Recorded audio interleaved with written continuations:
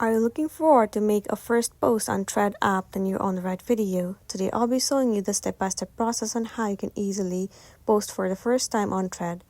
First thing first, move into application Thread. Make sure you are logged in into your specific account.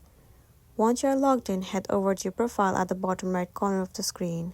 Now scroll down and you'll see the option where it says Create Thread. Tap on it. Now in this page you can write any of the thread that you want to.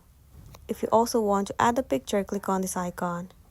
From here, choose any of the photo that you want to upload. After that, click on music icon. Search for any of the specific music that you want to add on Thread. Once it has been selected, now if you want to post, click on post at the bottom right. And then your thread will be posted for the first time. So that's the end of the video. If this video really helped you, give it a like and check out our next tutorial. Thank you.